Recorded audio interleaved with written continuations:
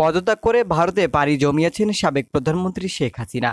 দল প্রধানের দেশত্যাগের পর গা ঢাকা দিয়েছেন বাকি সংসদ সদস্য ও মন্ত্রীরা। অনেকেই দেশ ছেড়েছেন, তবে দেশেই আছেন নড়াইল ২ আসনের এমপি মাশরাফি বিন মুর্তজা। আওয়ামী লীগ গঠিত সরকারের পতনের এক সপ্তাহের বেশি সময় গেলেও চুপ ছিলেন মাশরাফি। ৯ দিন পর অবশেষে একটি বেসরকারি অনলাইন পোর্টালের সঙ্গে কথা বলতে রাজি হয়েছেন তিনি। জানিয়েছেন, ছাত্রদের আন্দোলনের পক্ষে কথা বলতে না পেরে পুরোপুরি হতাশ তিনি। যৌক্তিক আন্দোলনে নিজেদের অবস্থান জানাতে না পারার দায় পুরোপুরি নিয়েছেন সাবেক তারকা ক্রিকেটার। মাশরাফি বলেন, এই কষ্ট থাকবেই, হয়তো আজীবন থাকবে। দেশের একটা ক্রাইসিস মুহূর্তে পাশে থাকতে পারিনি, কিছু করতে পারিনি। এটা আমার সবসময় ভোগাবে, পোড়াবে, সবসময় থেকে যাবে। সবসময় সব কথা বলা যায় না, কিছু জিনিস হয়তো বলার ব্যাপারও নয়। সকল প্রকার ইলেকট্রনিক্স পণ্য কিনতে এখনই চলে আসুন হীরা ইলেকট্রোমার্টের ফেসবুক পেজে ও যোগাযোগ করুন নিচে দেওয়া নাম্বারটিতে।